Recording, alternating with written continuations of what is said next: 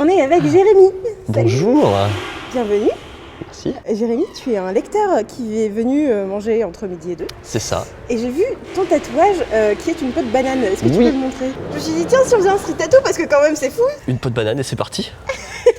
Du coup, je ne connais rien de toi, voilà. Je viens de Nantes, je m'appelle Jérémy. Et donc là, j'étais en vacances à Paris, donc on est passé chez Mademoiselle. Et moi, je suis surveillant dans un collège pour l'instant. Et à côté de ça, je suis apprenti tatoueur. Ok, donc c'est parfaitement dans le thème. Ça. C'est un très beau hasard. On est dans la semaine où on est sur un ressenti -15, -18 sur Paris. Ça. Mais tu commences le street tattoo directement en t-shirt. Ouais. Voilà. On s'est dit, allez, on y va, c'est parti. Autant aller au plus pratique, au plus vite. Exactement. Ok, du coup on va parler de tes tatouages. Est-ce que tu as un ordre de préférence, de présentation de... Alors, en fait, je l'ai fait tout le temps par deux. Ouais. Et du coup, on va faire le classique chronologique, mais du coup par deux. Ok. Donc voilà, les premiers que j'ai fait il y a 4 ans maintenant, je crois, 3 ou 4 ans, c'est ces deux-là. Les deux crânes Ouais. que j'ai fait à Nantes avec Alex Bizarre de Black Metal Tattoo Club, qui est un pote à la base. C'était hyper cool, j'avais vraiment envie de tatouage depuis un moment. Je suis passé par le biais des copains et j'ai fait plusieurs salons. Et puis je suis allé voir Alex parce que j'adore son style de dessin. En fait, il est illustrateur à la base. Ouais. Et du coup, je trouvais ça vraiment cool. Je lui ai donné mes idées. Je voulais juste des crânes avec un en rapport avec le graffiti, un en rapport avec la musique. Je lui ai laissé carte blanche. Il m'a envoyé les deux flashs et j'ai dit bah allez, c'est parti. Go. On fait ça. Ensuite, les deuxièmes sont là. Je ne connaissais pas encore grand chose à la douleur du tatouage. Et donc j'ai eu la bonne idée de faire ces petites pièces en convention, un dimanche de convention. Ouais. Donc avec le samedi, on avait bien fait la fête, on avait bien bu, on n'avait pas trop dormi et on n'avait pas tellement mangé. Du coup c'était assez sympa, ces 5 heures de souffrance sur mon chest. Tu les as fait faire par... Je les ai fait faire par Iñaki de Sia Tattoo à Barcelone. Ok. Et c'était à la convention de La Roche-sur-Yon, en Vendée. La Roche-sur-Yon, qui est... on vous embrasse. Bon, Les gens de La Roche-sur-Yon.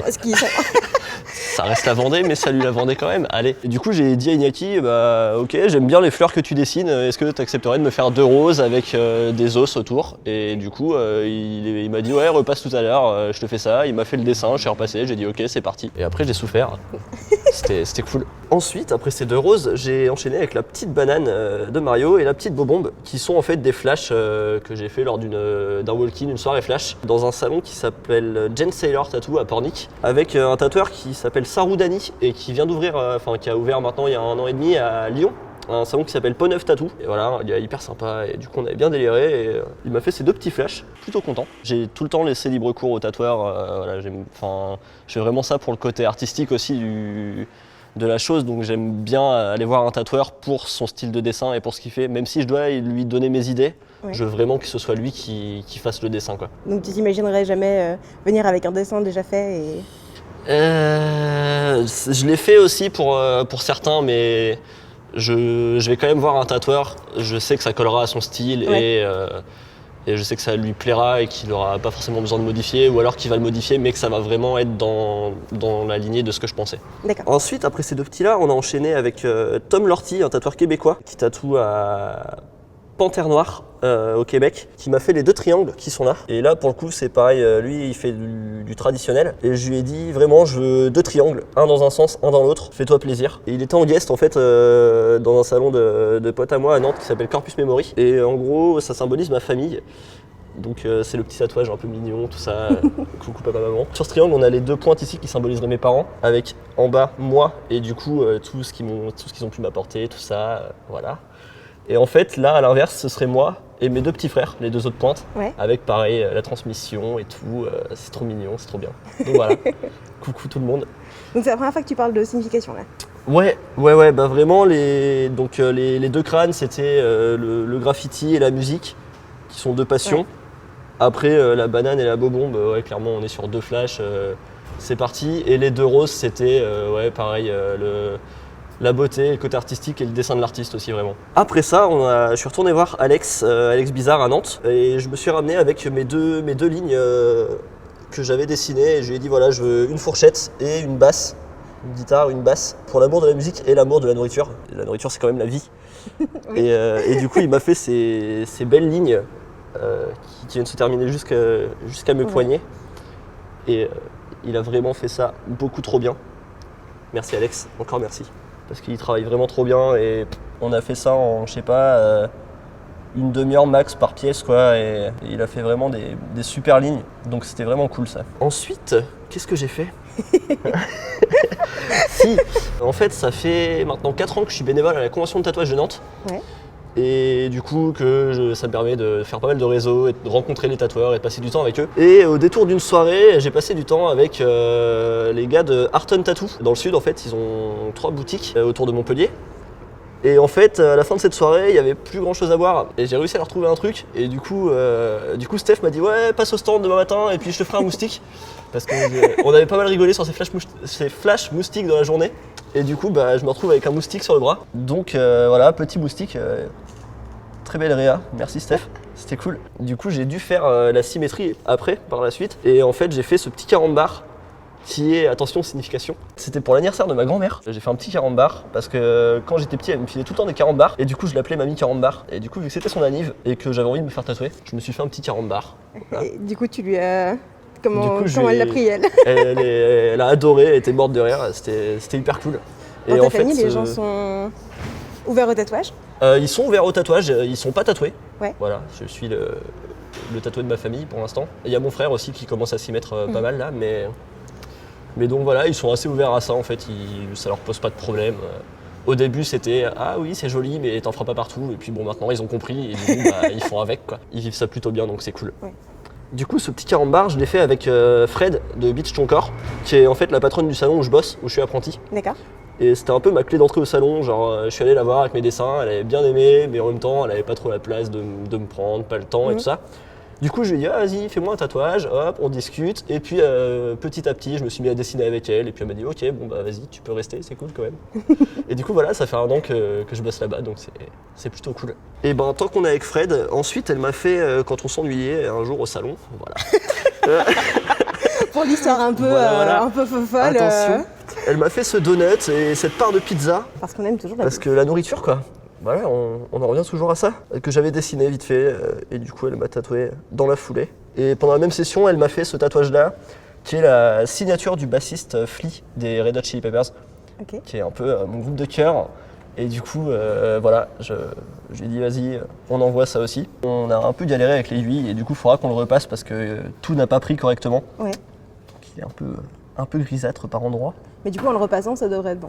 Ouais, c'est ça. Ouais. Ensuite, lors d'un autre walk-in, une autre soirée flash, je suis retourné chez Jen Saylor et il y avait Nassib, qui est un tatoueur parisien, mais qui est on the road en fait. Il bouge dans pas mal de salons et il est régulièrement sur Nantes et sur l'ouest de la France. Du coup, là, c'était à Pornic chez Jen Saylor et il m'a fait ce petit A et ce petit P qui sont les initiales de mon groupe de musique qui s'appelle Amère Plume. Suivez-nous sur Facebook et sur YouTube et tout ça, venez. Donc voilà. Donc c'était hyper cool, pareil, je suis venu, j'ai dit voilà tu me fais un A et un P, et il les a dessinés vite fait en freehand et puis il m'a tatoué. Et il m'a fait aussi ce petit barbelé. Extrêmement efficace. Qui est là. Ouais. On n'a pas le temps, tu vois, on arrive. Pas le temps de niaiser, c'est parti. Du coup il m'a fait aussi ce petit barbelé, en fait mon frère en avait un. Et du coup je me suis dit tiens, donc ça c'était un de ses flashs. Et je dis bah allez je vais me faire un petit barbelé aussi, c'est cool, ça passe bien. Et ben tu sais quoi, on va finir les bras et on passera aux jambes après parce que...